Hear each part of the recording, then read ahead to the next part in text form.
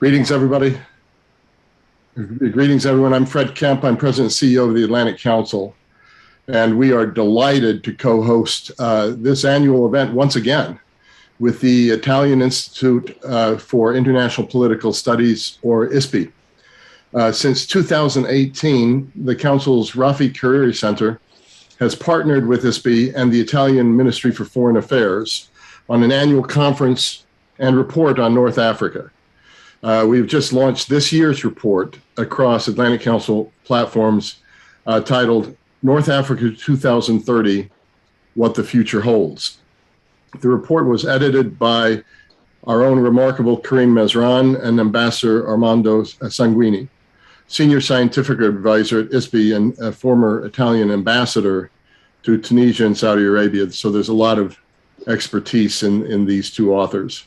In this report, which you can find on our respective websites, we analyze the trends we expect to shape the next decade for North Africa in terms of economy, security, and societal expectations and realities.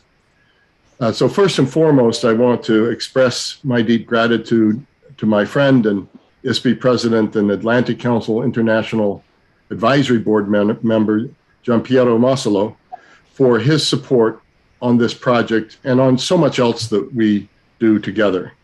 As I mentioned, he is a friend, but he's also a great friend of the Atlantic Council and a great friend of transatlantic relations.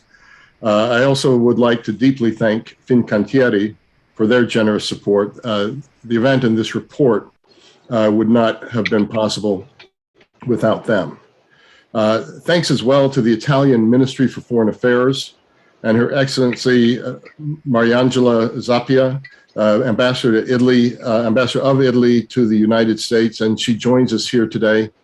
We're very lucky in Washington very often to get our partner countries' best and brightest, but in this case, it's even more the case. The background she has, and obviously we're talking about now North Africa, but she's got a lot of background in Maghreb, the Middle East, Dakar. She's also been Sherpa to the G7, G20, and then was most recently the ambassador of the United Nations coming to Washington. Ambassador, we're very lucky to have you with us. What a great new entry to our city. I'd also like to recognize, again, Karim Mesran, Director of the North Africa Initiative and recent Senior Fellow with the Rafi Hariri Center at the Atlantic Council. Through his near decade of service at the Council, he's been a vital leader of our North Africa work, and really, I would say, an ethical, moral leader for our entire Atlantic Council, offering policy advice to U.S., European, and regional governments. And now we turn to our program for the day. And here I thank our distinguished guest, Deputy Assistant Secretary Karen Sahara, for joining us as a keynote speaker. We're honored to have you with us, Sahara, and look forward to hearing your thoughts. I'd like to hand the floor now over to Giampiero Massolo. Giampiero, as president of Fincantieri and ISPI, he's a career diplomat who has served as coordinator of the Italian intelligence community, as Italy's as the Italian Prime Minister's personal representatives for the G8 and G20 summits, and as Secretary General of the Ministry of Foreign Affairs. Giampiero, it's my great pleasure to pass to you. Thank you very much, Fred. Thank you very much, President Kemp. This is really my pleasure and my honor to be able to open together with you this impressive morning for you and afternoon for us of debates about instability, challenges, transformations in North Africa. And I wish to add also my warm thanks to yours, that is to the people that you acknowledge and to the people that you have thanked, because this is also coming from the bottom of my heart, my sentiment. Working with the Atlantic Council, it's a triple privilege, it's a honor, it makes you understand and learn a lot. and it makes also to broaden for an organization like ISPI, broaden very much its scope and the way in which we act as a think tank. Let me be presumptuous as the leading think tank in Italy. I wanted also to thank, of course, the Italian embassy, Mariangela Zappia, the ambassador of Italy to the US, not only an ambassador, but a long-time friend of mine. I had the privilege to be able to work together with Mariangela for many years. And so I know how wise, how important, and how well chosen has been her appointment to the United States. Actually, today's debates are also important under two other reasons and two other circumstances. The first circumstance is that our debates are developing at the eve almost of the 8th edition of the Med Dialogues, the flagship conference that ISPI is organizing yearly with the Ministry of Foreign Affairs, with the Italian government. It's a gathering about themes like shared security, shared prosperity, shared culture, and so on and so far in the Mediterranean, intended in a broader sense. We call it in Italian Mediterraneo allargato, a large Mediterranean region. That is about trying to sketch, despite all the instability challenges, a new positive agenda for the region. And a second important circumstance is that we are presenting also, in coincidence of Med, our joint report, a further joint report performed together, written together between ISPI and the Atlantic Council, and it's about North Africa in 2030 perspective. That is what the future holds for the region. For all these reasons, I'm particularly glad to inaugurate our debates, and I wish to thank you, Fred, once again, and to really warmly thank the participants, and I wish fruitful debates to everybody. Thank you very much, and I hand over to Ambassador Zappia. Mariangela, the floor is yours. Thank you very much, Giampiero. Thank you, Ambassador Massolo. Thank you, President Kemp. Thank you for your remarks. Friends, colleagues, I'm really particularly pleased to join you today and grateful, really grateful to the Atlantic Council for organizing once again this year this important step towards the now traditional high-level events of the Rome Med Dialogue, which will take place between December 2nd and December 4th in Rome. As Ambassador Massolo was saying, the Med Dialogue are an integral part of Italy's engagement to support a positive agenda for the broader Mediterranean, contributing to reinforce regional cooperation mechanisms. This year's conference will take place in a hybrid form to try and reestablish the original nature of the dialogues as a safe space where a multitude of actors from institutions, the economy, academia, culture, media, civil society from throughout the region and beyond can meet and exchange freely. I'm really pleased to underscore the truly excellent collaboration between the Atlantic Council and ISPI because they maintain an exceptional level of cooperation despite the challenges posed by the pandemic, but also because this is an enduring cooperation, which in my view reflects also the exceptional level of the bilateral relation between Italy and the US. Our close partnership and friendship was demonstrated by the very tight coordination most recently in responding to the crisis in Afghanistan, including the extraordinary G20 summit on Afghanistan chaired by Prime Minister Draghi, by the work we have done together within the G20 under the Italian presidency ahead of this weekend leader summit in Rome, and shortly thereafter the COP26 in Glasgow. After a number of very important and significant high-level visits both ways, Secretary Blinken and Speaker Pelosi in Rome, Minister Di Maio, Guerini, Franco, and Giorgetti, so foreign affairs, defense, economy, economic development in the US. We are very much looking forward to President Biden's imminent visit to Rome and his meetings with the head of state, President Mattarella, and with Prime Minister Draghi. High-level engagements, which will allow us to once more reaffirm the unbreakable, irreplaceable relationship Italy and the US enjoy, both from a bilateral point of view and in a transatlantic perspective. And indeed, one area where traditionally our engagement has been constant and profound is the broader MENA region, also thanks to the established framework of the strategic dialogue on the Mediterranean with our colleagues of the State Department and Department of Defense. And by the way, we will have very soon a meeting of the strategic dialogue.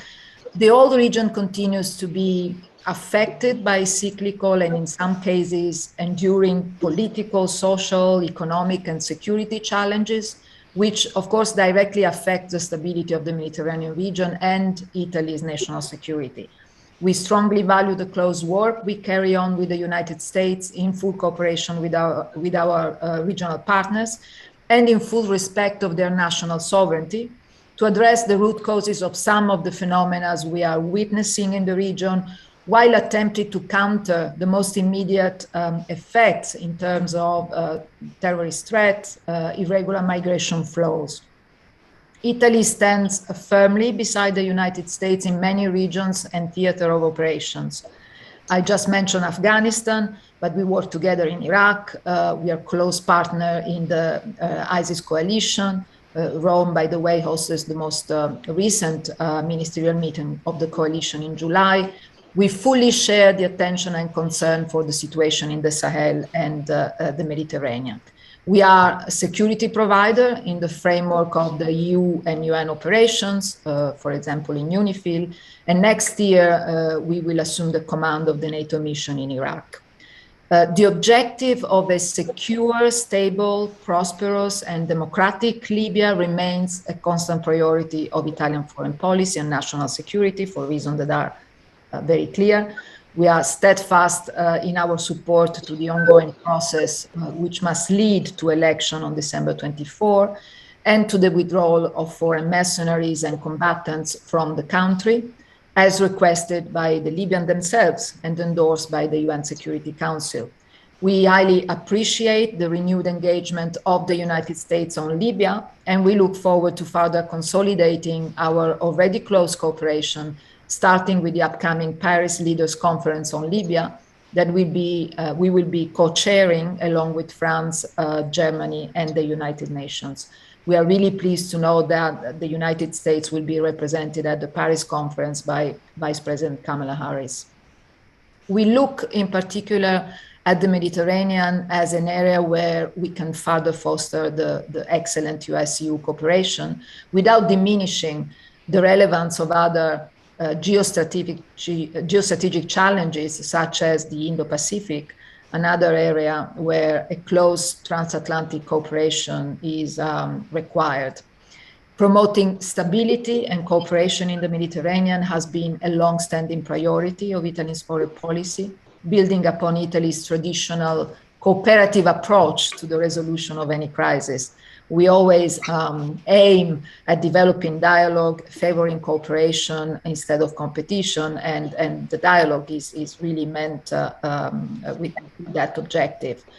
After a decade of challenges and transformations, as defined in the title of this event, we still need to work together to support security, institutional stability, socio-economic equality and prosperity, and to ensure the respect of human rights and individual liberties. On both sides of the Atlantic, we share the vision of a foreign policy rooted on the same values. Lowering tensions and promoting cooperation throughout the region is critical to fully unleash the potential of the region and take full advantage of raising opportunities, including in the energy sector. To help turn words into action, Italy is pleased to once again hold the Rome Med conference in December. In just 6 years, the Med Dialogues has become the main international event focused on the Mediterranean. The 2021 edition will be held, as I said, in an hybrid format, aimed at involving key players in international politics, civil society, and the economy. To sum up, our broad vision, well, the main takeaway is that dialogue, cooperation, and solidarity among citizens and between states remain paramount in shaping a positive agenda. The broader Mediterranean as a platform connecting Europe, Africa, and Asia offers its peoples great opportunities for growth and development. We remain committed to contribute and support initiatives throughout the region, which aim at strengthening dialogue and fostering political, economic, and social collaboration in partnership between equals. And in closely, I strongly hope that today's conversation will also provide the opportunity for a discussion on how to involve our societies in their entirety and diversity in the promotion of stability and prosperity in the Mediterranean area. In this respect, I'm pleased to recall, for instance, Italy's leading role in the creation of the first Mediterranean Women's Mediator Network, but more generally, I think it's in our interest not to forget how gender equality is a crucial element of stable and prosperous societies. And with that, I thank you all for your attention. And again, thanks to the Atlantic Council and ISPI, and look forward to the important contribution of other panelists. Thank you. Thank you so much, Ambassador, for those remarks. Now I'd like to formally introduce you all to today's keynote speaker, Deputy Assistant Secretary of State Karen Sahara. Karen has served as Deputy Assistant Secretary of State for North Africa at the Department of State since November 2020, and prior to that, she was chargé d'affaires at the U.S. Embassy in Amman since March 2019 to August 2020. She has a long list of accomplishments, one of the most capable, qualified, and experienced of our diplomatic corps. So Karen, it's just an honor to have you with us, and let me pass to you. Great, thank you so much. Thank you, Mr. Kempe. Thank you also to Ambassador Massolo and to Ambassador Zappia, and of course to Kareem, his team, and everybody at the Atlantic Council for inviting me and letting me be a part of this very important forum. Good morning to our attendees in Washington, and good afternoon to our friends and attendees in Rome. First of all, I would like to apologize in advance for the lockdown of your beautiful city. You're about to get the presidential motorcade. As we say in America, and as I think Bill Wexler will say, anything worth doing is worth overdoing.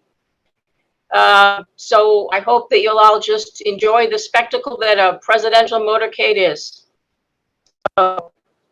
Again, thank you for that introduction, and it is a pleasure to join the Atlantic Council today, as well as the Italian Institute for International Political Studies and the Italian Embassy, to discuss significant developments in North Africa. So at a time when many of us in government are focused on responding to the daily crises that occur in North Africa, there are larger, albeit quieter, but equally important trends that are unfolding that will have an effect or be a dynamic in political considerations and the decision-making that we do. More specifically, I'm talking about climate change, water scarcity, population growth, and socioeconomic inequality. They all threaten to overtake everything that we're focused on now if they're left unremedied. So in that spirit, I just wanted to offer a few thoughts this morning on these themes and how they intersect with U.S. policy in North Africa. So nestled between the Mediterranean and the Sahara, the people of North Africa are used to having to adapt to the environmental as changing winds and rain shape where one can live or farm. But now climate change is bringing about a new and much more daunting challenges that are dramatically and permanently changing the landscape. The Sahara has been expanding by more than 7,600 square kilometers a year. and is now 10% larger than it was in 1920. Drought has contributed to migrants from countries like Mali traveling northward to Libya and further afield, where some of them have found themselves dragged into new political military conflicts or worse. Desertification has increased conflicts over resources among Saharan tribal peoples such as the Pul, the Tuareg, and the Tibu. Sometimes such conflicts feed into violent extremism, contributing to region-wide threats to security from groups like the Jamaat Nusrat al-Islam wal Muslimin, the JNIM in English. In Egypt, concerns about future water shortages have sparked international tensions over the Grand Ethiopian Renaissance Dam project. The United States' international engagement to address climate change, which has become a climate crisis, is more necessary and urgent than ever. As Special Presidential Envoy for Climate, John Kerry has said, the consequences of inaction are a world in chaos, a world in where whole countries could be destabilized from stalled economic growth, hunger, escalating conflict over resources, and people forced to abandon their homes. But as he added, the proof is also all around us that we can still take effective action. The United States is working with other countries and partners, both bilaterally and multilaterally, to put the world on a sustainable climate pathway. We're working through USAID and other agencies throughout North Africa to develop new approaches for dealing with the challenges of climate change. In Egypt, USAID is running programming in 19 STEM high schools that teach environmental protection and provide an environment for students to develop solutions to tackle Egypt's climate adaptation challenges. Another program trains low-income technical secondary school students to install and maintain solar and wind energy plants. In Morocco, USAID is working with MIT to pilot a new ultra-low energy drip irrigation program aimed at cutting the energy required for pumping water by 50%. Confronting increasing impacts of climate change and water scarcity in the region will also require not only immense effort by the countries in the region, but earnest diplomacy and international cooperation. The waters of the Nile run through 11 countries. Droughts can be a strong factor in migration. In Libya, control of water infrastructure has been a focus of intermilitia rivalry, so water can either be a driver of conflict or of cooperation. In a landmark regional dialogue convened by Envoy Kerry in April, 10 Middle Eastern and North African countries, including Egypt, unanimously agreed to reduce emissions by 2030 and to work collectively to help the region adapt to the serious impacts of climate change. Through Envoy Kerry's efforts and our hundreds of diplomats posted to the region, we will continue to push for this type of concerted action warranted by the rapid effects of these climate changes. Algerian and Libyan societies both historically exhibited attributes of the resource curse seen in oil and gas-rich countries. As the world shifts to other fuels, sustaining public expenditure from the sale of natural resources will become more challenging, even before considering population growth. And population growth is also a major concern. One need only to look at the migration crisis of 2015-2016 for what could happen in the decades to come. Egypt and Algeria's populations are booming. The Algerian state's generous social programs are struggling to keep up with the 1 million new people being born each year. Egypt is facing equal challenges with 2 million births per year. This brew of climate instability, economic mismanagement, and massive population growth threatens the stability of North Africa and its European neighbors to the north. In addition to the climate crisis, the second major theme that I see transforming the region is increasing economic inequality. The spread of market economies has brought tremendous revenue to parts of the region, but also inadvertently expanded the gap between the haves and the have-nots. Anti-corruption safeguards and governance systems have not kept pace with economic liberalization or have never really been fairly or widely implemented. People throughout the region name corruption as one of their top concerns and fueled so much of the anger that drove the Arab Spring. Even in Libya, where people are still striving to free the country from the intermilitia rivalries, polling by the Arab Barometer this year showed that corruption had edged out security issues as citizens' top concerns. When the Arab Spring erupted in Tunisia in 2010 and then spread, protest chants called for social justice before there was talk of regime change. More than 10 years later, frustration with corruption and economic inequality continues to drive Tunisian politics, which I'm sure people will be talking about more today. The United States is very aware of the risk that corruption poses to regional stability. Among other things, unchecked corruption drives violent extremism. One of the top issues the Democracy Summit that we're hosting in December will tackle is how to combat corruption and inequality and their ability to erode democracy. As President Biden has said, we have to prove that democracy still works and can improve people's lives in tangible ways. And in North Africa, we are emphasizing pro-transparency and anti-corruption measures in our development programming. In February, Secretary of State Blinken awarded one of our inaugural Anti-Corruption Champion Awards to the chairman of Libya's National Oil Corporation, Mustafa Sanalla, for his apolitical and transparent management of Libya's oil resources throughout the turmoil that country has experienced. He must have been doing a good job because everybody wants him to leave. In Tunisia, we're working to strengthen accountability from the ground up with a 4-year project focused on municipalities called Tadaim, or consolidation. This initiative is helping municipalities to provide essential public services in ways that are inclusive, efficient, and accountable. Meanwhile, Tunisian civil society organizations themselves are leading the way in combating corruption, with organizations like iWatch maintaining pressure on the country's key institutions to enhance transparency and accountability. One of the most effective ways to combat corruption is by strengthening democratic governance, which brings me to the third and final theme that I'd like to discuss, the uneven state of democratization in the region. The situations today in Libya and Tunisia capture the challenges that democracy faces in North Africa. In one country, the public is clamoring for elections. In the other, citizens are growing frustrated with the shortcomings of a new post-Arab Spring democratic system. This is a sober reminder that democracy is neither binary nor linear, and populations turning to extremist or authoritarian alternatives is a risk if key needs like economic stability, employment opportunity, or a say in national politics remain unmet. In Libya, we are calling on the political leaders to make the difficult compromises necessary to agree on a legal basis for elections and to fulfill their commitment to the Libyan people to hold vote by the end of the year. Our acting Assistant Secretary Al Lempert was in Tripoli just last week for the Stabilization Conference. It was an extremely well-attended event and was concrete proof that Libyans can and will drive their own destiny with the assistance and support of the international community to regain their rightful place in the world and live in peace and prosperity. In Tunisia, we continue to support President Said to swiftly announce concrete and time-bound plans to return to the democratic path.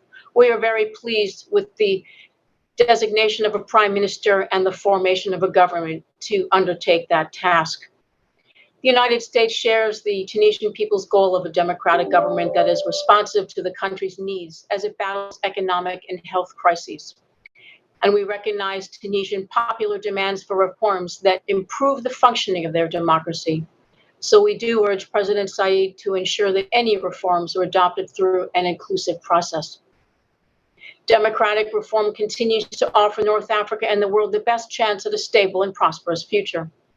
It will not follow a linear path, and it has to have the authenticity and the national imprimatur as something that is theirs, something that they did, and not the work of outside actors. So some adjustment is inevitable. New democracies will be particularly vulnerable as their service delivery systems race to catch up with citizens' expectations. The United States will remain vigilant of these challenges and continue to help the countries of North Africa and beyond to overcome them. So let me stop there. Again, I want to thank the Atlantic Council for inviting me to participate today and for providing a forum in which to discuss these issues and to look forward into the future. Thank you.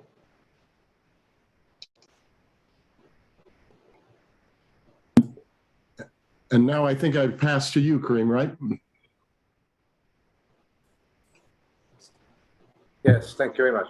Thank you very much, Karen, Dr. Sahara, for your intervention. A lot of food for thought. And I think that this was a perfect way to begin a very interesting panel.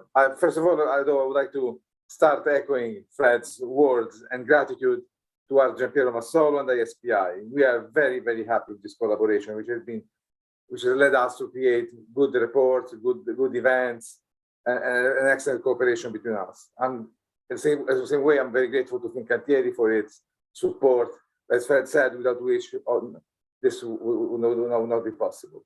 And my gratitude goes to the Italian Ministry of Foreign Affairs, here brilliantly represented by Ambassador Zappia, for their support and their help at every turn of the realization of this event.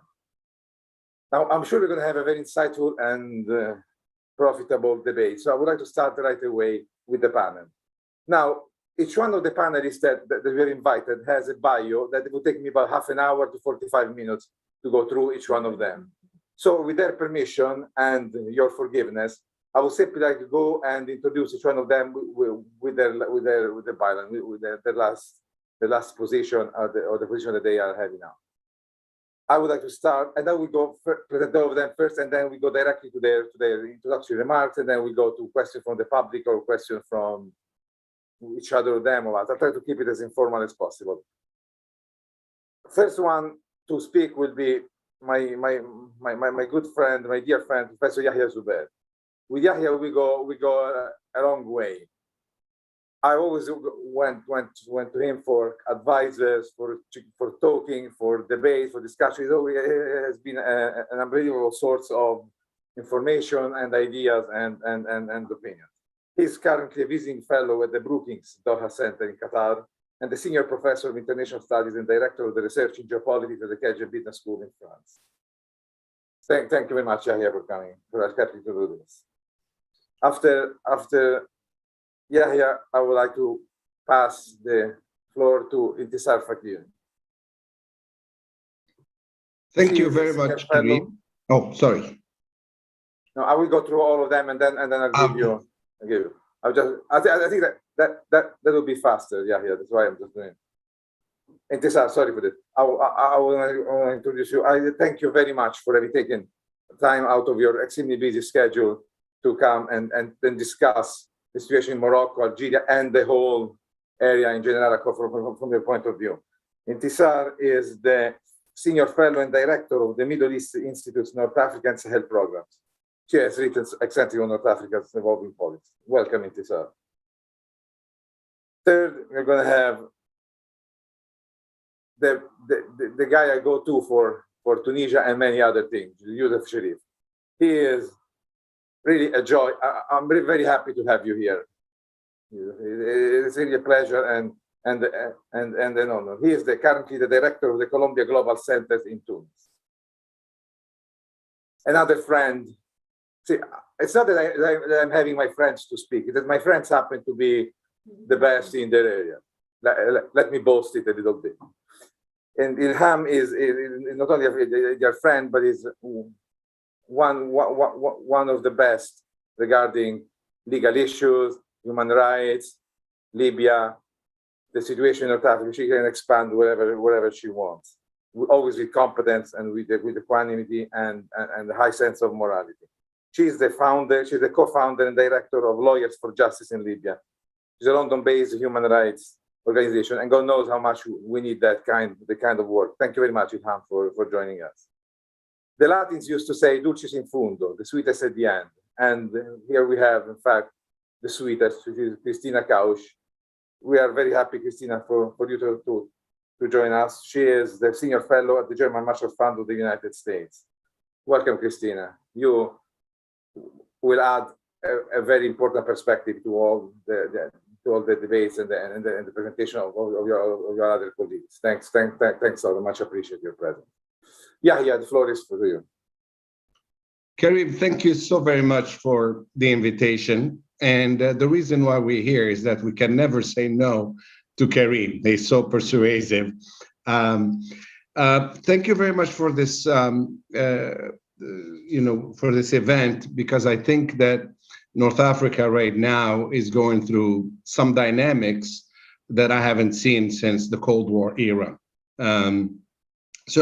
But rather than go back to the Cold War era, I would go back, I would start by saying that the conditions that had given rise to what occurred in Tunisia and elsewhere in 2010 unfortunately, at least some of them are still in place. I thank Ambassador Sahara because she has said basically many of those points. I think that we still have in terms of the roots, before we project ourselves to the 1930s or to 2030, whether we are likely to see basically the same of what happened in 2010 to remain, and we have it today, and we go later. Whether although terrorism, for instance, has dwindled in the region, the roots of it are still there. For instance, the drug trafficking is still there, the illegal migration, all of which are caused by, I wouldn't talk about the lack of democracy, I would talk about bad governance and sometimes lack of governance completely. As the pandemic has highlighted, although I would say that the pandemic has also created some good opportunities because it opened the eyes and to the rulers to basically understand that things cannot remain always the same. In the argument that I made in the with Abdulrahman rather, in the paper that we did, is there is this nexus between what goes on in North Africa and the Sahel. I think it's no longer possible to detach the two. Christina was with me in Cairo when I brought up this point, and we had a special issue of international affairs, and I started saying we can no longer talk about the Maghreb, we have to talk about Maghreb Sahel region. And I take pride in having raised that point at that time. Again, the region, if we had to go over each country, we still have really serious problems. I mean, Libya is still in turmoil. I'm still not sure whether the elections will solve the problems, although maybe it is necessary, but it's a double-edged sword, I believe. The transition in Tunisia, and I know that Youssef will be better placed to talk about Tunisia, but we see Tunisia, there's an uncertain transition, and the economy is basically in shambles. And again, what we see in the entire region is the impact of COVID-19, which has, in my view, it has brought to light all the shortcomings that Ambassador Sahara was talking about, and what I have written in the article. It showed, it brings in the open the mismanagement of different sectors, and some worse than others. I mean, Tunisia used to take pride in the health sector, but it showed also some shortcomings. Algeria was a disaster in terms of the health system and its governance. I will also argue that again, this has opened the eyes of the rulers in the region as to the problems, and this the pandemic as well as the protest movements have also served as some how should I put it, some pressure points on the ruling authorities. Societies, I think we're not at this stage. I would argue that as far as societies are concerned, I believe that they will continue to put pressure regardless of the, in all of them, basically, with the repressive measures that have been used to prevent, these protest movements to unleash their grievances and to bring about real change. I see some positive within this whole mess.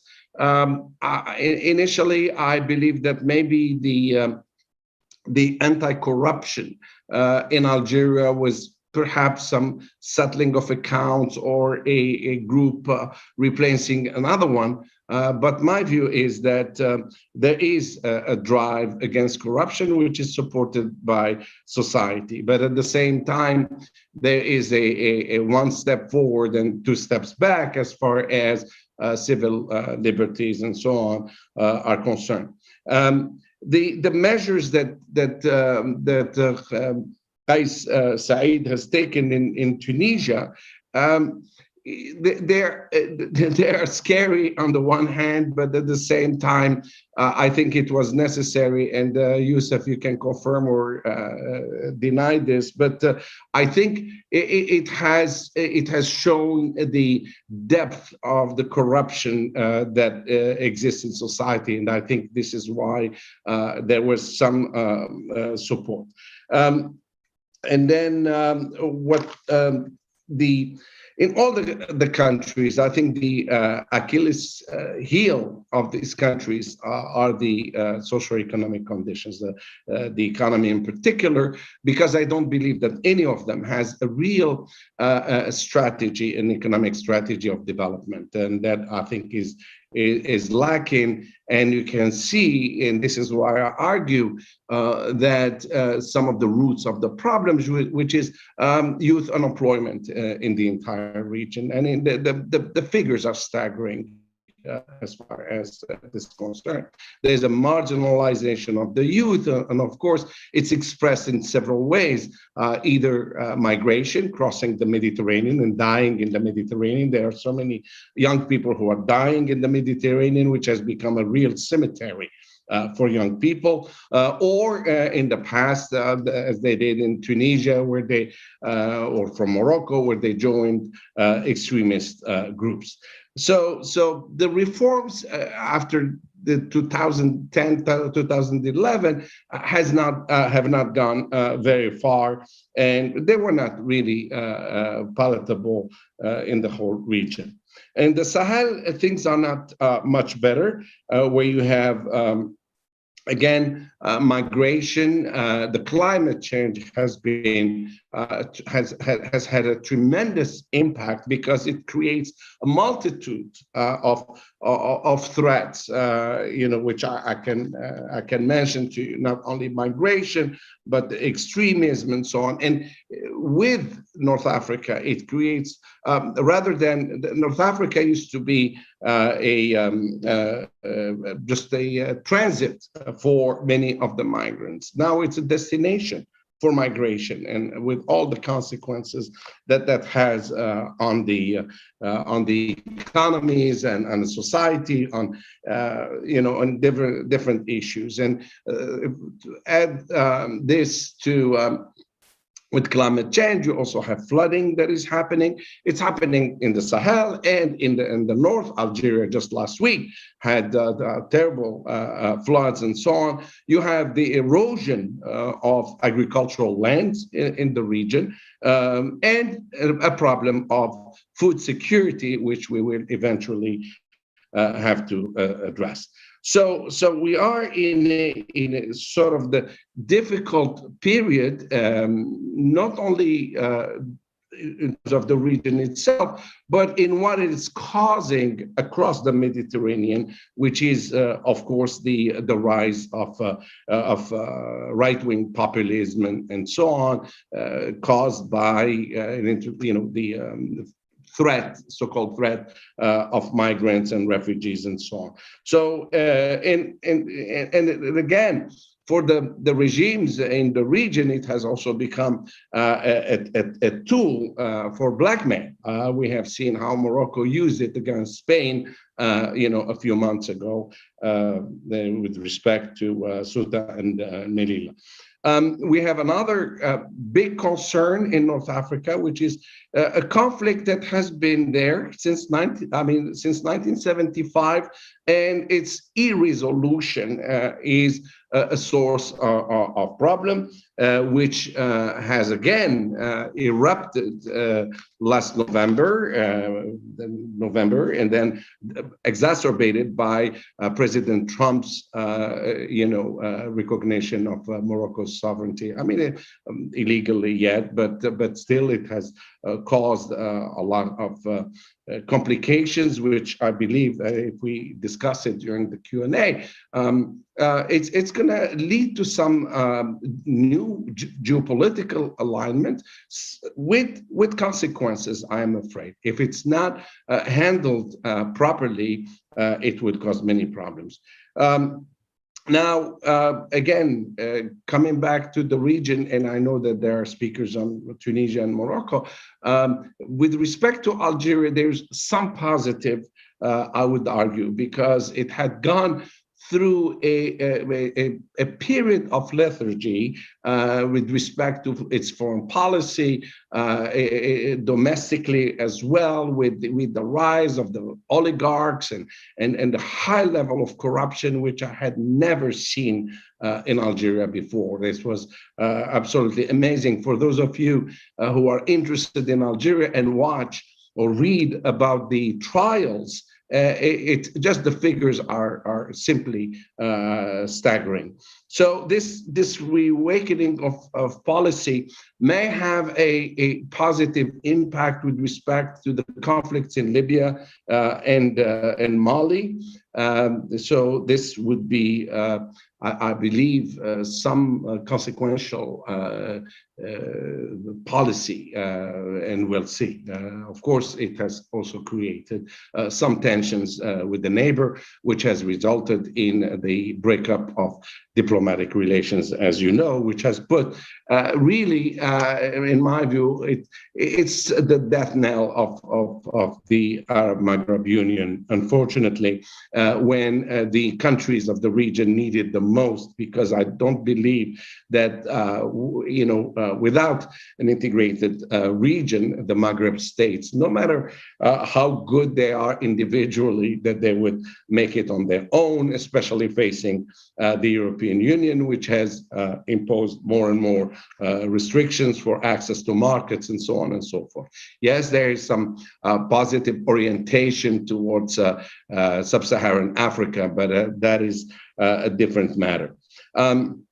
I believe that there are two things that are essential, and I will end here. I know I have only 10 minutes. One of which is, as I said, it's how to resolve the conflict, and which perhaps might lead to a more impetus for Maghreb, the revival of the Maghreb Union, which has been dormant since 1996 or even before. So, but again, I do believe, and perhaps this is the optimist part in me that says that for once, I think the pandemic can be an opportunity. Just like businesses in the US, when they're going bankrupt, they say it's a new opportunity. So I think this is the opportunity. They have been cognizant of the catastrophic management that they have had. In Algeria, they have understood, for instance, that the rent, the oil rent is finished, that the system has to really open up the economy, to look into productive industries and so on and so forth.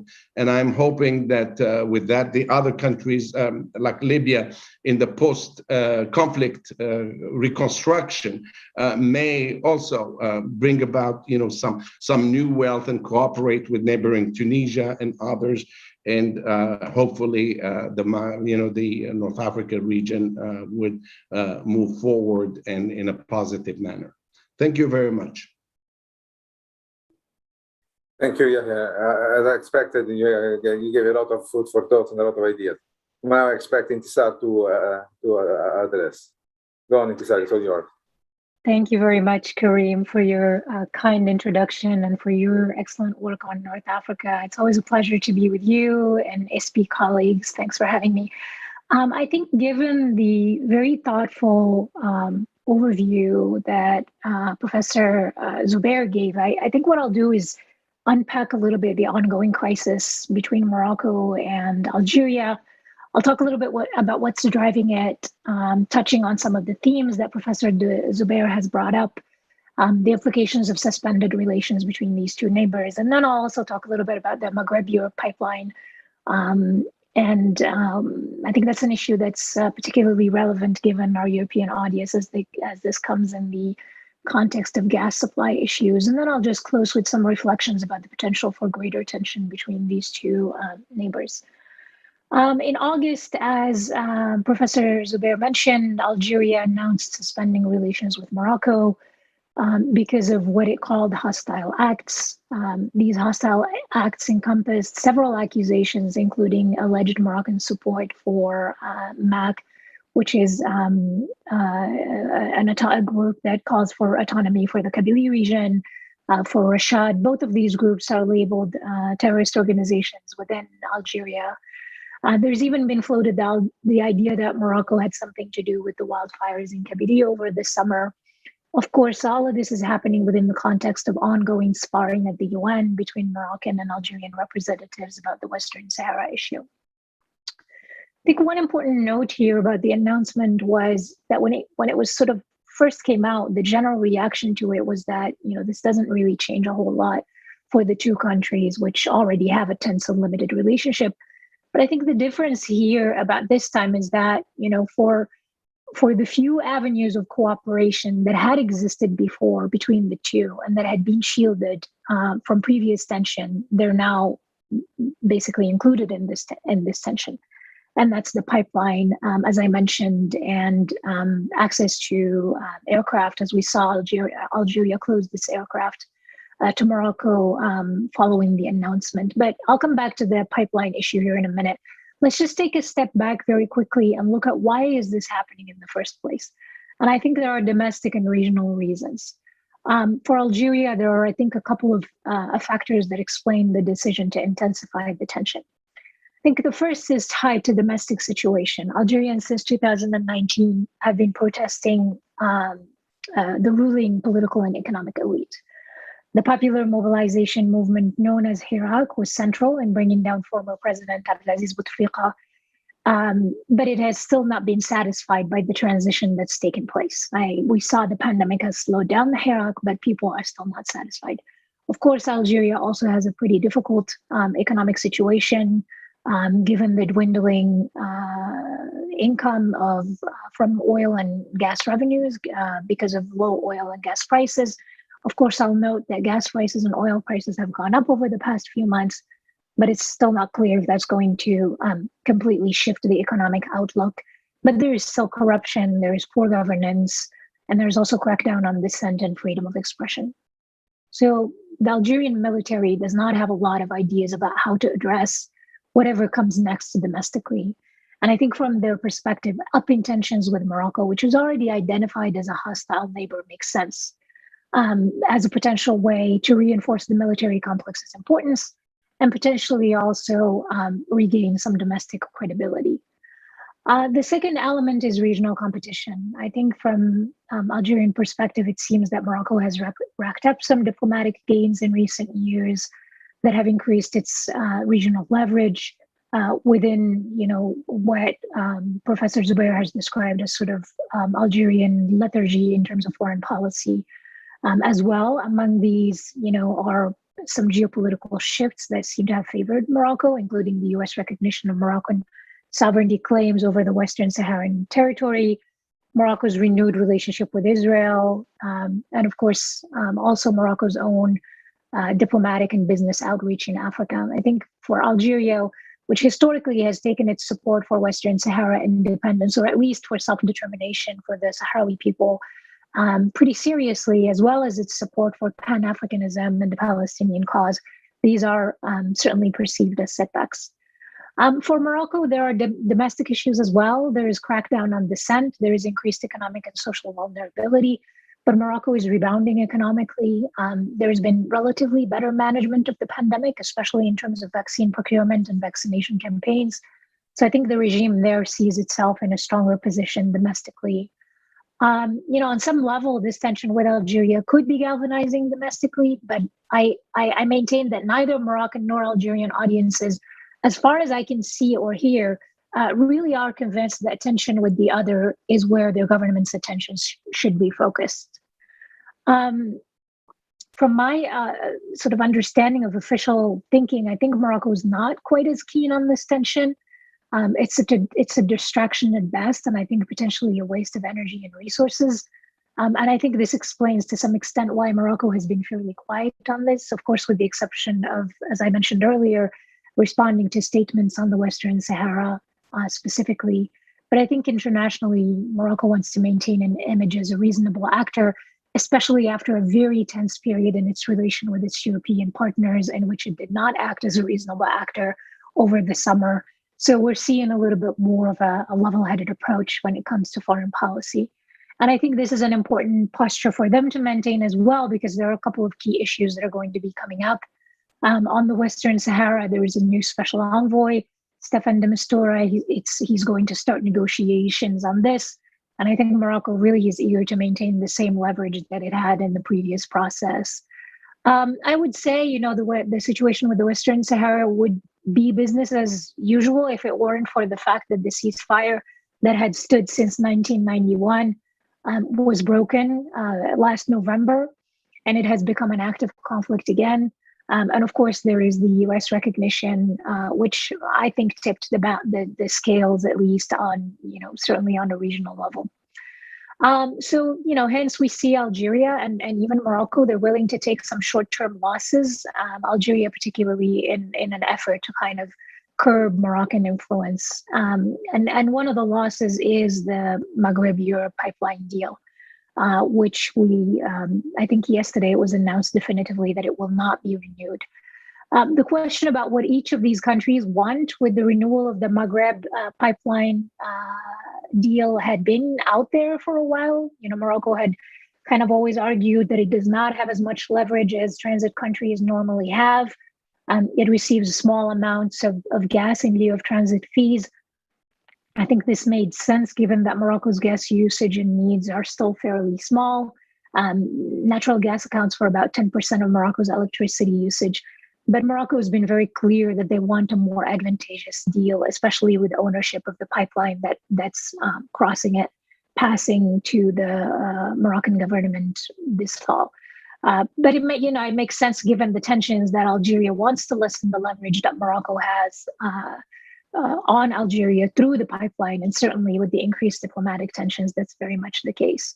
So we see both countries making contingency plans. Algeria has been trying to increase the capacity of its pipeline Medgas.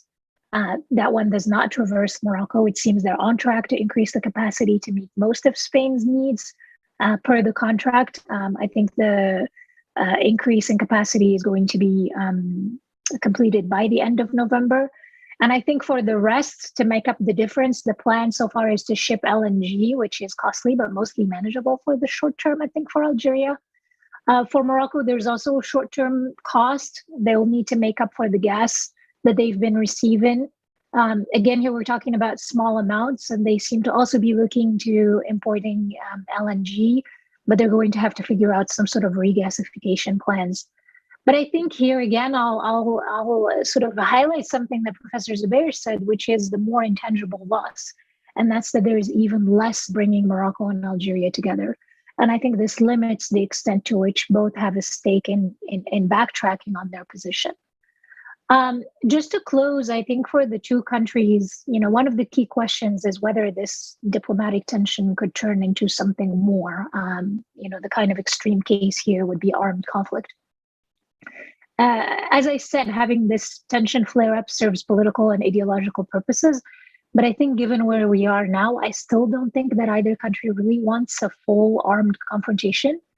It would be extremely unpredictable, as militarily, I think both armies are well equipped and well trained. Of course, the Algerian army is much larger in terms of manpower. And certainly this would be extremely destabilizing for the Maghreb, for the Sahel. and for Europe, and also destabilizing domestically for these regimes themselves. As I mentioned, they neither really one of them has the popular buy-in to take this into a full confrontation and a full conflict. Of course, not to discount the power of national narratives, particularly in highly nationalist places. But I still really don't see, in terms of sort of popular audiences, that this is something that has a lot of support. So I'll stop there and happy to answer any other questions. Thank you very much, Intisar. Now we turn to Youssef Sharif.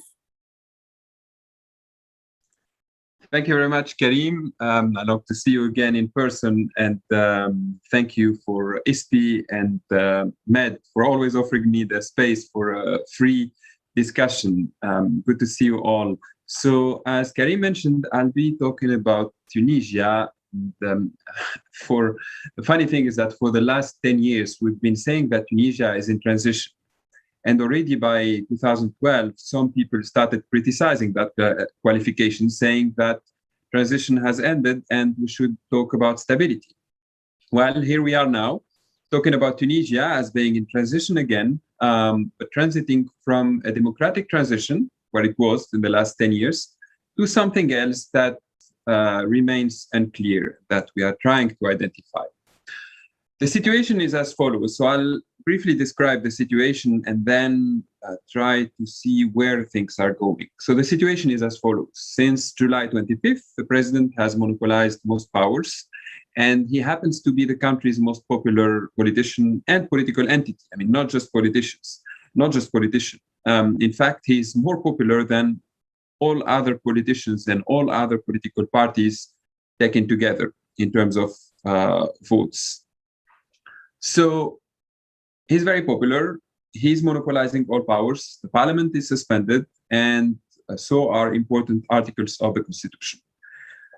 And actually, a decade of democratic transition put the country in some sort of decay. Many Tunisians are also aware of their country's problems and unhappy about its economic and bureaucratic decline, but also skeptical or extremely skeptical of its political and economic elite, and very vocal about it. That's what democracy gave them, the ability to see what is happening and to be vocal about what's happening. And those are the Tunisians who've seen revolting against the political class that ruled Tunisia in the last 10 years. So to legitimize his move, the president uses the populist rhetoric of speaking in the name of the people and acting for the people. And he's indeed very popular. And actually, as a colleague reminded me yesterday, that's what democracy is about, actually saying what the people want and being liked by the people. So can we still talk of Tunisia as a democratic country after all what happened? That is a question mark there. Maybe yes, maybe no, but it's not, I think it's somewhere in between. In the last 3 months, therefore, a number of dormant corruption cases were reopened, and several MPs, politicians, and businessmen are facing trial now. These trials, most of them were all shelved in the last decade because of political settlements. So it's not as if things started from scratch. There were a lot of trials waiting, and then after Said's move, many of these trials were reopened.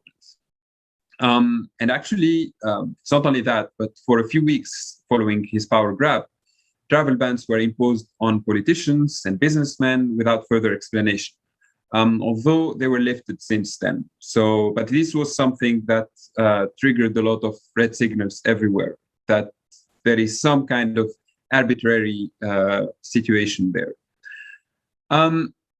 It happens, however, that most of those facing prosecution today are opposed to the July 25th movement. So yes, they had cases against them, but also they were very vocal against everything that happened since July 25th. It also happens that most possible alternative players or negotiators in the country today have been discredited. So there is some sort of vacuum facing the president. So he's there, he's very popular, but there is no one else. And from what we can understand from his speeches and from what people around him are saying, this is only the beginning. I mean, things are not ending here. So while no Western government spoke of a coup or called for sanctions, Tunisia is under a lot of pressure to revert back to the path that it had until July 25th. We see regular visits by US officials. We see frequent statements by European leaders and MPs. We've witnessed plenary sessions in the US Congress, at the European Parliament, and we see a lot of negative outlooks by the IMF, World Bank, and other institutions. All these point towards a looming crisis between Tunisia and its Western partners. And actually, any foreign criticism in Tunisia, any foreign criticism is vehemently countered by the president and his supporters.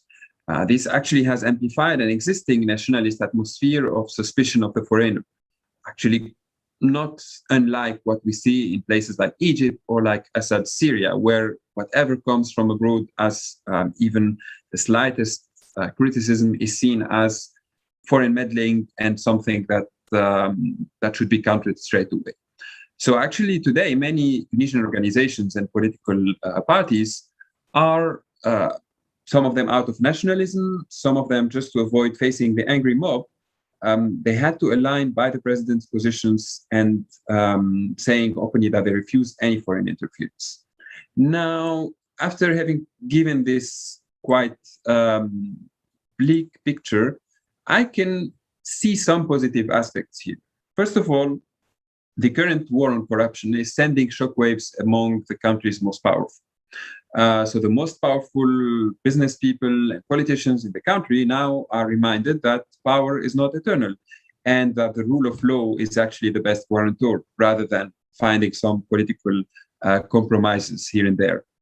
The other positive aspect is the nomination of a new government, because in the first few weeks, there was no government, there was only the president around. So there is a new government in Tunisia made up mostly of accomplished individuals whose qualifications bypass their political and business affiliations. And more than a third of those ministers are women. So this is something quite positive in several aspects.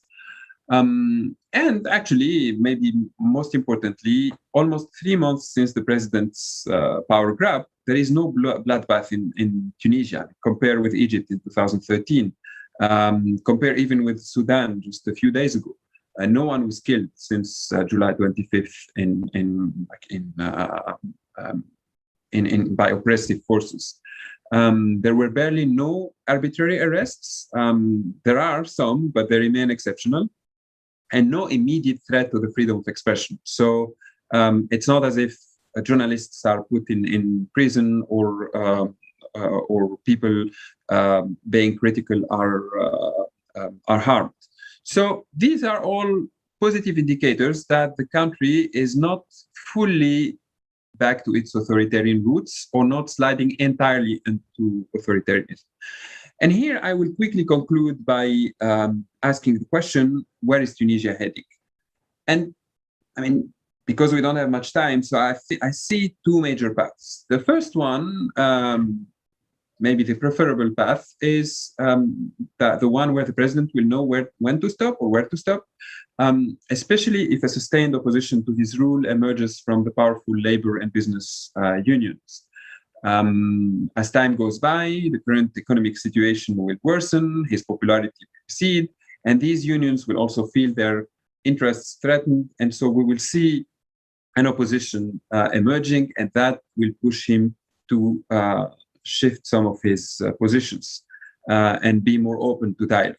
Also, in this scenario, the pressures from Western countries, not necessarily on Tunisia, but on the champions of authoritarianism in the region, will push them away from Tunisia and avoid Tunisia their negative influence. So, as I said, there will be some kind of dialogue, and the sides move would have accomplished parts of their goals and paved the way for a new round of reforms in the country that will take into consideration what happened in the last few months. That would prove that democracy can auto-regulate when crises deepen. The case of Tunisia in the recent years, extraordinary measures are taken. So the measures taken by the president before democratic life is back on track. And then Tunisia will continue to be the model that it is. Not very good, but not very bad neither. And Libya may actually follow that same model. Now, the negative scenario is the one we all know, power corrupts and absolute power corrupts absolutely. The more there are pressures, the more there is stubbornness, and then there will be repression. Opposition will be dealt by force, opposition will be dealt with by force, and the popular legitimacy becomes actually the legitimacy of the sword. In this scenario, the regional champions of authoritarianism will be the main bankrollers, and that will encourage Tunisia to defy the Western powers and the international community. That sadly will put Tunisia into an authoritarian path and an authoritarian system that will emerge, and that kind of authoritarian system will emerge in a country that is already plagued with corruption, dealing with a fractured bureaucracy, and situated in a very unstable region. And this kind of model will not be the recipe for stability. And then Tunisia's structural weaknesses will not be reformed, and human rights will be completely smashed. So I'm concluding with these two scenarios. Frankly, as I mentioned in my points, it's unclear where Tunisia exactly is today, where it is heading. It can definitely go both ways. Thank you, and we can discuss this in the Q&A. Thank you very much. I myself have about 150 questions, so I'm really looking forward to our Q&A to engage you, because you have opened up really a lot of issues. Now it's the turn of Ilham. Hi, everyone. I am really excited to be here. It's not my usual audience. And I'd just like to perhaps put a note on that. Like, I don't approach this with a policy attitude or necessarily a political expedient one. My angle is very much legal and very much human rights based. So I particularly enjoyed the last presentation, and I also have a lot of questions for you, Yusuf, if I'm allowed to ask them later. When I was asked to present here, I was told that what people would really wanted to hear about when it comes to Libya is elections and what my views are on them and what happens or what doesn't happen with them. And so I framed it in that context, but I'll also pick up on the topics I actually want to talk about in that. So if we think about elections, what everyone seems to be looking at is the December 24th date. But what really matters is what happens before and what happens after. And so if I look at the before, what does being ready for elections really mean? We hear a lot of this rhetoric, especially after the stabilization meeting in Tripoli last year, saying, look, Libya was able to host this huge event, therefore it is ready to tackle elections. It kind of depends on what kind of elections you want out of this process, right? A simple ballot in boxes exercise is straightforward. And HNEC are doing, that's the High National Election Commission in Libya, are doing a good job at the technical side. And that's what we keep hearing congratulated, lauded by the international community as a great path to the elections. But what about if we want to have meaningful elections, ones that are transformative, that are inclusive and representative, and that create legitimacy for the institutions? I think that's an entirely different matter. And for that to talk about that, we need to talk a lot more than just about the technical preparedness that for these elections. We've also seen in the last few weeks and months a massive crackdown on civil society by the government of national unity. They're not only using or threatening the use of Gaddafi-era rules to crack down on civil society, but indeed have applied the decree of the government of national accord, which prevents. In fact, what I'm doing now would be considered illegal under those regulations, because you cannot advocate to international actors without first seeking permission from the Minister of Interior. So my presence here today would fall short of those regulations. So that is one part, the freedom. So that comes down to freedom of association, freedom of assembly. And if you think about association in the context of elections, we still have no idea on the ability of people to really run under party titles or to set up parties and freely and to be able to run on manifestos that might not be in line with what is deemed acceptable both by the current government and by the current process. And so freedom of association is phenomenally unestablished for this kind of time. We obviously know the limitations on freedom of expression and free media, with a significant number of practitioners disappeared in recent months, and the vast majority of those in that field working outside the country now. I mentioned civil society at the beginning. When we talk about political participation, again, everyone congratulates Ethnic on its ability to register a large number of people, but there's quite a few people who are not capable of registering who wanted to register. And what about their disenfranchisement from this process? We talk about women's participation, and we again celebrate the success of our foreign minister, Najla Mangoush, as an example of Libya's move towards incorporating women. But we also, at the same time, have seen an investigation being opened into a minister for signing an agreement with an MOU with the UN. We've also seen phenomenal attacks and online violence against women, to any woman in public life. And so I think there's a lot to be done before women feel safe to participate in these elections, both as voters and candidates. There's also transparency on what's being done to prepare for any of these issues. There's, Dbeiba, our prime minister, is very happy to talk to us about all the grants he's giving the youth to get married, but doesn't tell us anything of substance about what is being done to facilitate a genuine election, other than to repeat the date over and over and over again with no real plan. And that's leaving aside the very basic security question of people feeling safe to go to the ballots and vote come December 24th, knowing that some of the likely candidates are some of the most implicated in human rights violations. And I can only imagine what those who want to vote for someone other than head of an armed group in certain parts of the country would face if they tried to do that. So if we want, and then obviously the final and big part for me, and that's been quite easily dismissed by the international community, is the election law, which is apparently being accepted as a legal basis for this election, despite the fact that it was passed illegitimately and disregards the rule of law completely. And so what we are enshrining, if we proceed with this election law as the legal basis, is again providing the perfect platform for the entire election to be questioned when the losers want to question it. And the final thing I want to talk about before is the vetting standards. Corruption has been repeated a number of times in the presentation so far, and rightfully so. It is a big concern across North Africa and in Libya.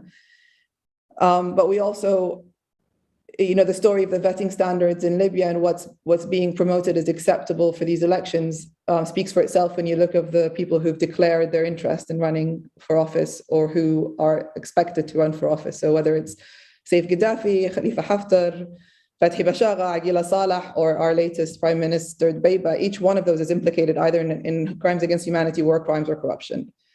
And so, what does that tell us about the state of this process and how really ready we are for elections? Now, let's pretend the elections happen on the 24th. Because otherwise this whole presentation's premise is irrelevant. So let's pretend we have these elections. What happens after? Who are the winners and who are the losers? In the elections, so immediately who wins and who loses? And if anyone has been looking at this election law or some of the other drafts that have been passing, people who are head up armed groups are only required to take a leave of absence for 3 months to run for this election. And if they lose, they're entitled to go back to their post. And so let's take a moment and think about what that spells out. If you run for something and you lose, and people who run armies tend to be sore losers, what will happen as a follow-up to that? There is also what happens in society at large, where there will be a significant number of the population that feels disenfranchised from this process because they didn't take part or they weren't able to take part. And how legitimate will that make that? And in the long term, obviously, all this will have questions on the legitimacy of the elected body and where it takes us. And all of this will be happening theoretically whilst the international community is busy unwrapping its Christmas presents, and therefore their eyes are not on Libya. Which brings me back to the role of internationals. And here I want to pick up on something. When we talk about democracy, there's different ways to talk about democracy. There's the perception of democracy. That's democracy with a capital letter D. And that is the big ceremony. You see people queuing their blue fingers from dipping it in the ink, and hurrah, democracy has succeeded and prevailed. But there's the reality of democracy as opposed to the perception of it. And that's with the small letter D. And here I'm talking about principles of democracy, principles of participation, freedom of expression, association, equality. All of those are what little democracy is about, the small letter democracy. And none of those have been a priority for the international community. And so if you do not get the before right, then the after will be more of what we've been seeing in Libya since 2014. More governments, so we'll probably not have the government of national unity not accept this, and we'll add another government to the collection. More legitimate institutions and more violence and violations, both against Libyans, but against those who pass through Libya as migrants trying to already escaping conflict and escaping other disasters. And frankly, I think we and they deserve better. And so maybe I'll conclude with one statement and put it out there for us to have a question and a conversation. Elections are not an end, they're a tool. And what we do not want to see is a situation where they become a tool of the future enshrining of culture that undermines the rule of law and promotes impunity in Libya, which is what's happened with every previous election. If we have an election that does not vet its candidates sufficiently, that does not allow the public to vet the candidates sufficiently because they can express their concerns or they can question them or they can hold them to account for their participation or their declarations, then we will be further enshrining this culture where there is utter impunity and there's no accountability. And transition absolutely relies on accountability. And Libyans want it. In a recent report that we do to put out at the end of this year, we surveyed over 350 people across the country, covering all political affiliations and all the regions. And 95% of those said that criminal accountability needs to be a key part of transitional justice in dealing with the past. And so what people are asking here for is not the forget and forgive model that the governments keep giving to us. And I guess I'll tie these two themes together, if I may, because democracy is ultimately about building trust in institutions. That's the real purpose of democracy. You choose your leaders so that you can hold them to account. It's that simple. And it's impossible to achieve that without citizens knowing that they are able to hold those institutions to account for their shortcomings. And merely changing the personnel of the institutions does not achieve that. Reforming those institutions and making sure that they are answerable to what they do is key. And whether that's corruption or violations, it doesn't matter. It's about the institutions and not who fills the seats that needs to change in Libya. And I'll stop it there because I'm hoping that there'll be questions where I can talk about everything else I want to talk about. So ask me about human rights and ask me about accountability and I'll flourish. Thanks. You know why I really wanted you to be the person to present Libya, because you're the only one that could present such a hopeless, sad story and still leave somehow everyone with a smile in their face instead of crying desperately. Thank you very much. Thank you very much for this cold, brutal, but still somehow not a depressing presentation. Anyone else I could imagine all of us going somewhere crying and desperately abandoning Libya to its own destiny. We need something to keep us doing this work. Okay. Definitely. Thank you very much. And now, as I said, Dulcis in fundo, so Cristina, it's your turn now. Thanks, Karim, and let me join in thanking ISPI and Atlantic Council and Karim, you personally, for setting this up. And to everyone else, Yahya, Elham, Yusuf, and Intisar, I've really enjoyed each and every one of your presentations. I think these kind of meaty updates are really what we're all here for. So thanks for this. Speaking last, I get to open the umbrella over all of this. Which, I'm not going to pretend to do in any comprehensive way in 5 minutes. Let me just perhaps underline 2 or 3 points electively. I've enjoyed the presentation by the Deputy Assistant Secretary of State in the beginning, although I kept thinking throughout it that it wasn't really a representative of what the US role in North Africa is. All of this programming is, and I think you could probably say if there was an EU representative here talking about all the programs that are very valuable in and of themselves, you could probably make the same point. We are in a situation now where where the relative loss of priority, where the US has other priorities, as we all know, than North Africa, and where it's been made very clear to the Europeans from the US government representatives that as far as containing security spillovers from North Africa to Europe is concerned, that is largely Europe's problem. Yes. So, of course, we also know that North Africa is not only security spillover or security for that matter, but I'm actually really worried about this trend that we can see that you have all these structural factors that were enumerated by all the speakers this afternoon that create a vulnerability to greater and lesser degree, which makes North African countries an easy prey, let's say, or a field of leverage for other countries such as Turkey, Russia, China, that are looking for opportunities to harvest leverage in the sort of larger, how do you say, in the larger competition for influence that is happening one level up, yeah, or two. So, and we've seen all numerous examples of that, all the different interventions in the different countries, the way Russia has sneaked itself as the sort of the security or one of the main security providers in North Africa. Now it has Wagner's in Mali going downwards.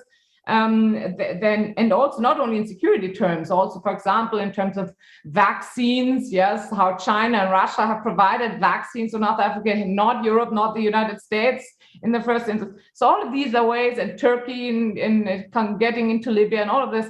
So all of these are really ways in which these countries are seeking opportunities that exploit these vulnerabilities for a number of reasons, yes.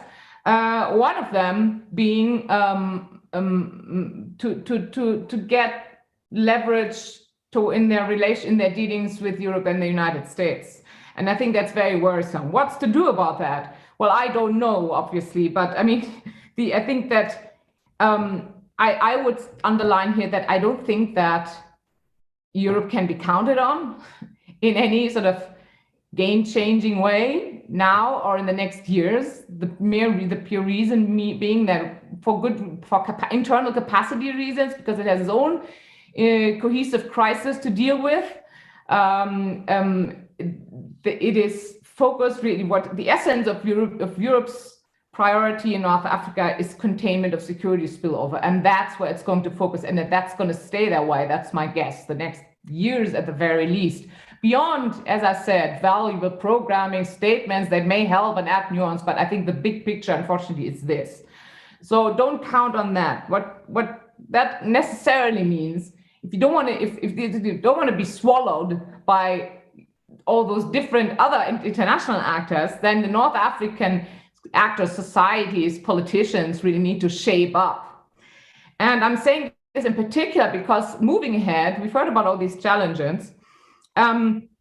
There's an avalanche coming down, not only in terms of the impact of climate change, it was also already described, but also in terms of the impact of international climate policies and impact these are going to have in structural terms for not only for hydrocarbon exporters, but also for any other exports into the European Union, for example, certifications, carbon adjustment mechanisms, and all of these border adjustment mechanisms, and all of these elements that are going to make it much economically and much more difficult for those countries that don't adapt to that now. Now the EU has a little bit, the new discourse after all this kind of trade integration. Now the new discourse is our transition is the twin transition, the digital and green, and we're going to try to take all those Southern partners along with us, yeah, in making that transition. So I think that's a positive approach, but again, I mean, whether that's going to be enough is very doubtful. So I'm afraid, sweet in the end, you said, Karim, I'm afraid I don't have the solution to offer, but as I said, I'm worried about this kind of field of vulnerability that others are going to harvest, and I really think that the the governments need to shape up and not expect solutions from outside. Thank you. Thank you very much, Christina.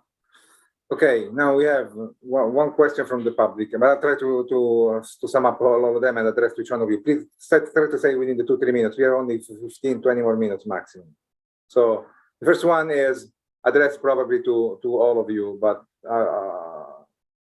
it's is there value for the EU and the West to tie any development initiatives in North Africa to multilateral only programs rather than bilateral ones, persuading countries of an economic benefit, reward of increasingly cooperating, and losses if they continue to fail to cooperate?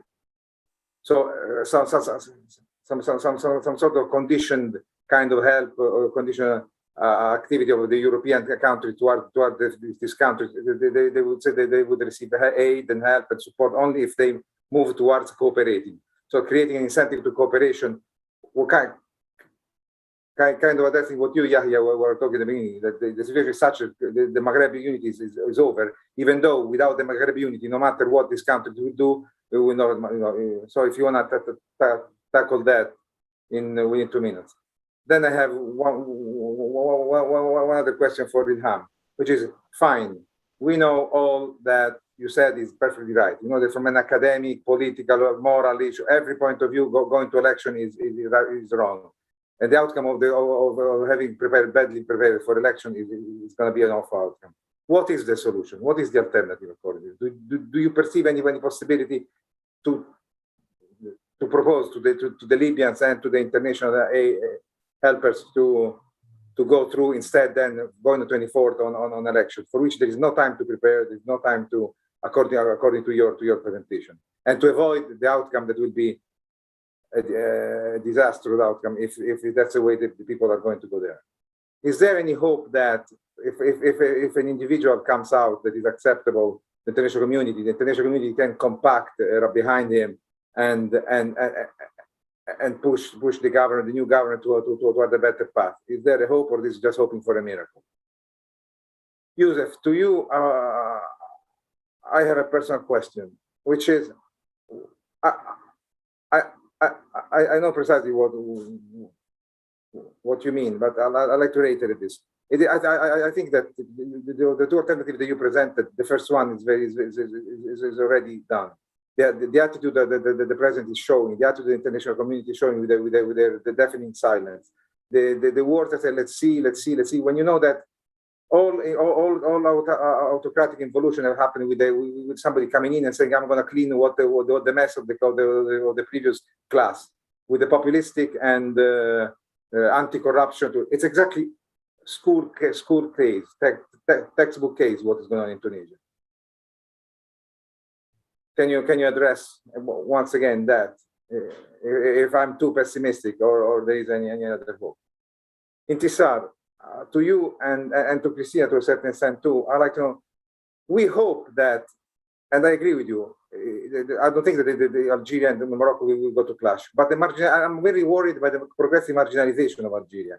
The country is turning to Russia, to China, right, and we see right away because of the feeling of being outmaneuvered by an excellent Moroccan political expediency or political or foreign politics that by far overcame the lack of that of the Algerians. Do you see the possibility that this marginalization of Algeria might lead them to play the card of nationalism and stage, if not a war, some sort of a heavier confrontation, not to lose further territory in the international arena? 3 minutes each. Yahya, you first. The first question would have been a little bit more for Christina, who works more on the European Union. But I will try to respond to it.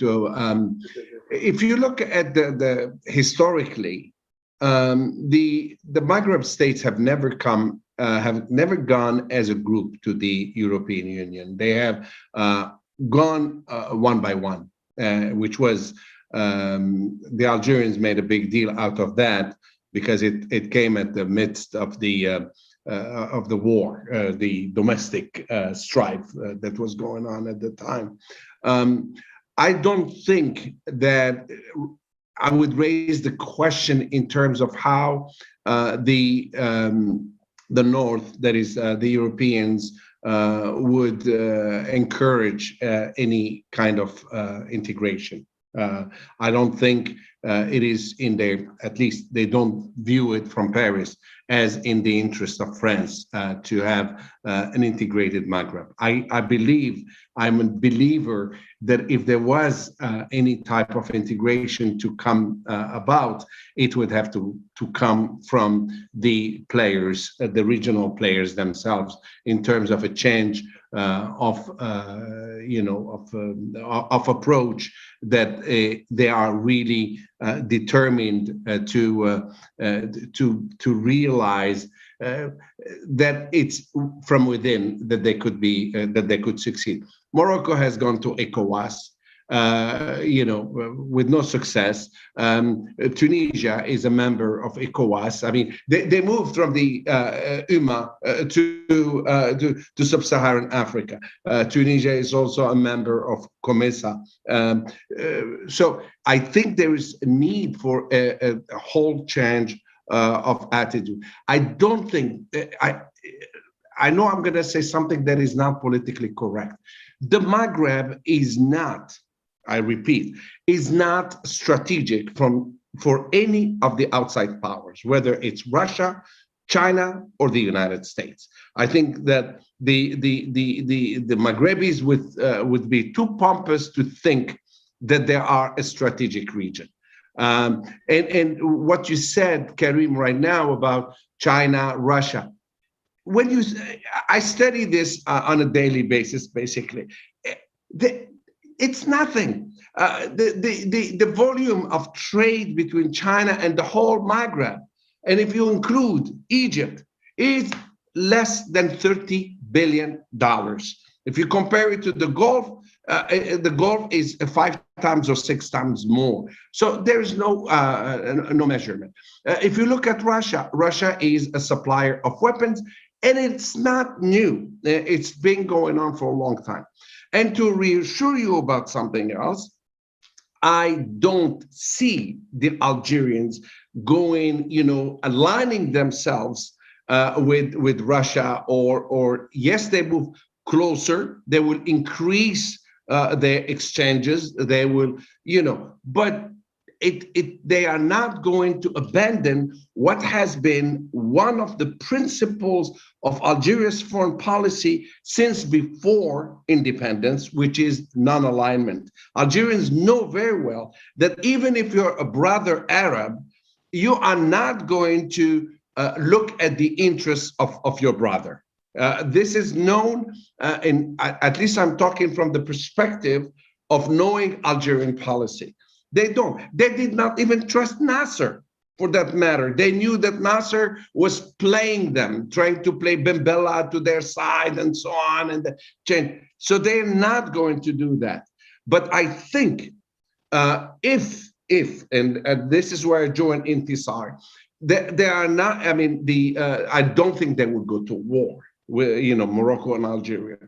But if there is a greater involvement of Israel, pushed by France and others, yes, the Algerians could, if they feel that they are cornered, they may do something that would not be good for the Western powers. That's my only, the only scenario where I see the Algerians break away. It's the same with what they've done for the Sahel. I mean, when Algeria changed the constitution and the Algerian troops can go overseas and all, and people made a big point about it, which it is not. In other words, they would go for peacekeeping, and then they need 2/3 of the parliament to agree before they deploy. So I don't see much change, and this is why I believe that there should be, and they don't accept, I'm talking here the perspective of the Algerians, they would not accept any outside mediation. Sooner or later, the Algerians and the Moroccans will have some behind the scenes secret talks to try to remedy, because at the end of the day, they have some agency, and this is why they have picked either to diversify, to Algeria now imports, last week, Algeria imported 60,000 tons of wheat from Russia, and the US now is more interested. Algeria loves that. I play with different, suppliers and so on and so forth. And all of them are doing that. Tunisia is doing that. Algeria is doing that. And Morocco has done that. Morocco, since 2016, has decided we cannot trust the EU, although I am their ally and I'm not going to change that, but I can go somewhere else. So they would play others. And I think something will entice them to come back together, have their senses, come back to their senses, and realize that integration is essential, and that this Western Sahara conflict can be resolved within that context if only they have the goodwill. Can I add a couple things? Sure. Sorry, Karim. Yeah, no, I agree with Professor Zubair. I don't think that we're going to see Algeria sort of, becoming more entrenched in any particular order, or the nature of its relationship with Russia, which has existed before, really changing in any significant way. I also agree the ties with China, economically, with Algeria, they're stronger than they are with the rest of the Maghreb. But these are very, very limited relationships. And I think Maghreb partners across the board know that what they get from China is very different from what they get from the EU. And it's not, it's not exactly, it's never going to be quite as advantageous a deal as what they have with the EU. I also agree that for Morocco, and I think for other Maghreb countries as well, these relationships with these sort of newcomers to the North African scene, they're not about replacing current, partnerships or alignments. They're really just about sort of hedging your bets, so to speak, diversifying your alliances, really. I don't think we're likely to see anybody really move away from these relationships with the EU. The one thing that I would add to what Professor Zubair said in terms of sort of goalposts, really what to watch, we're not talking about a full-on conflict, but one of the things that I would say is Algeria is really trying to make a stronger comeback to the EU, institutionally to the EU. There's been a lot of sort of posturing within EU institutions to really try to regain some of the influence that they'd had, and more importantly, try to counter some of the gains that they feel Morocco has made at the institutional level. So that's one thing. The other question is, what kind of pain or damage are they going to want to inflict on Morocco, sort of at least in the short term, right? Before they make the realization that, maybe we need to sort of de-escalate. And there I will say, okay, again, I still don't think that we're going to see any active conflict, but one thing to watch is sort of proxy support. And yes, Morocco and the Polisario have gone back to active conflict, but there has not been any indication that Algeria has given greater arms to the Polisario. So far, I don't see that. That's maybe one thing to watch if this issue is going to kind of escalate. So that's another thing to watch. In terms of mediation, I just don't know, Professor Zubair, I don't think there's a single actor that is trusted by both Morocco and Algeria. I cannot think of anyone in Africa that's trusted by both. I can't think of anyone in the Gulf that's trusted by both. I can't think of anyone really that's trusted by both. So I don't know who is going to be capable of bringing these two together. I think more likely there could be something that sort of compels them to work together. I don't know what it is. Maybe some kind of intelligence sharing, some kind of something around security issues. But again, that's a very sort of limited avenue. And even there is a lot of mistrust, and it's going to be very, very limited if they work on that. Well, wait for the new Libyan government that's going to emerge from the glorious 24th of December election to be a trusted intermediary. Ilham, 3 minutes for the hardest question. It's not hard, because I'll explain why. It's my prerogative not to be a pragmatist. There are enough pragmatists in Libya. I'm not a political analyst. I'm not a political policymaker. I do not need to be a pragmatist. So my answer will not satisfy whoever asked this question, because I think we have tried pragmatism in Libya and it has not done us good. I'll also like to add that I'm not advocating necessarily that there is no hope for an election. I'm advocating to say that we have been pushing this point since the date that it was announced that these things need to be in place. They were willfully and deliberately disregarded by international actors and Libyan actors alike. And so the burden is now not on me to give them solutions to what I've been already giving them solutions for. So that's my position as an activist and as a lawyer. It's very clear. I leave the pragmatism to the political guys. But I will say this, because I think there is a roadmap that we're bound by. So there's a very limited amount of creativity that we can bring to the table. So the date was obviously structured within that, but also the kind of election we're required to have on the 24th of December. There are some interesting options on the table in regards to sequencing the elections that potentially could be more manageable than trying to have both a parliamentary and presidential election at the same time. But we really can't do that without opening the roadmap for wider consideration, because the minute you start amending that element of the roadmap, you open all the roadmap to amending. So that's a question for people out there to think about. I still think that there is, with the proper amount of resources, maybe I am too much of an optimist, and that's why you like to bring me into the darkness that is Libya. But because I do believe that if the resources are galvanized in the necessary way, we still do have time to have these elections be a bit more meaningful than they are now on their way to be. And that is where I'm interested in. I'll plug a product that we have out there called 7 Things to Do in 7 Months that we released 7 months before the election, that tells the government what they need to do to have an election that works. And we monitor their performance every month, and we give them a report card on that. So the latest report card will be out next week for the month of October. But I think one thing that I will say, so it doesn't sound like my entire response is like not my problem, is this, that we have suffered in Libya for the last decade because Libyans and the world alike have put political expediency ahead of due process. And that is not sustainable. And so, yes, we can have an election, and yes, we will have photos that satisfy the donors and the international community, but no, it will not be a sustainable government, and it will not be a sustainable peace. And I think the only way you get sustainable peace is if you focus on the really boring element of how you do things, not what you do. And that is the problem in Libya. It's always been about the what as opposed to the how. Sorry, terribly unsatisfying answer, but it's not a question for me to answer. That's fine.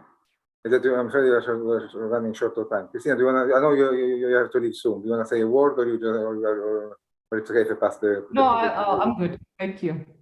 Thank you very much for coming. Much appreciated. You've been great. Thanks a lot, Christina. Just 2-3 minutes to use it for another easy question.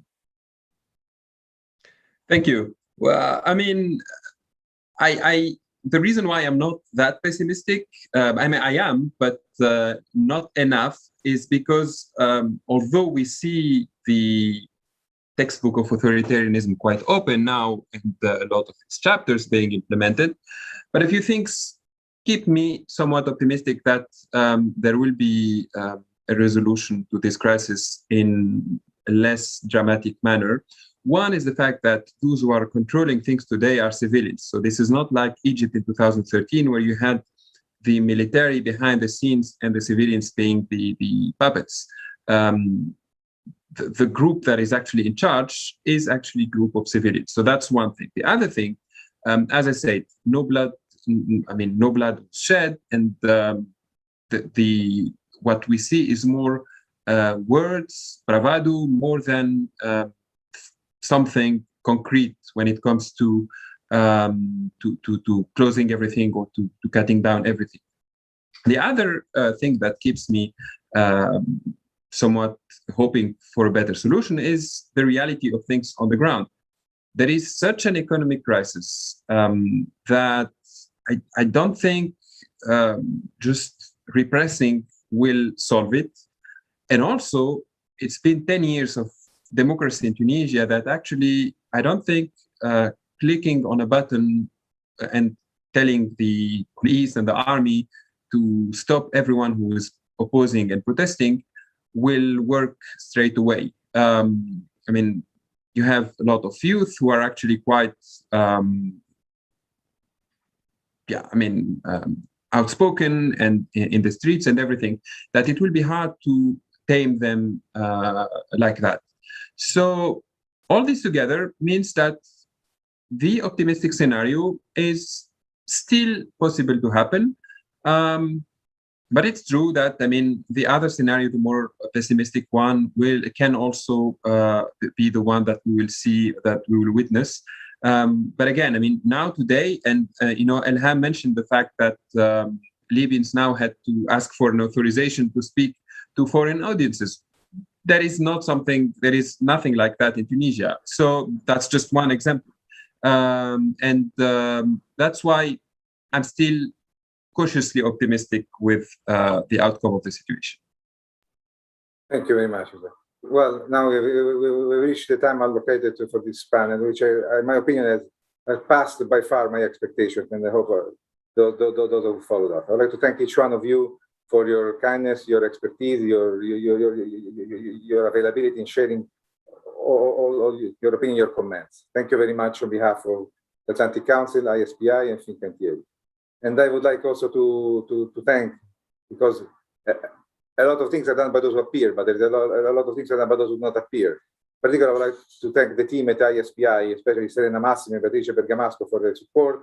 And a big clap goes to my colleague and collaborator, Alissa, who's behind here. He masterminded everything and really made possible the exit of the report and the success of this event. And thank you, Karen, once again for your kindness and for your words and your friendship. Thanks, everyone, and hope to see you soon again in another one of these. Thank you very much again. Thank you very much. Nice seeing you all. Thanks, Karim. Take care. Thank you, Karim. Thank you, ISPI. Thank you, Atlantic Council.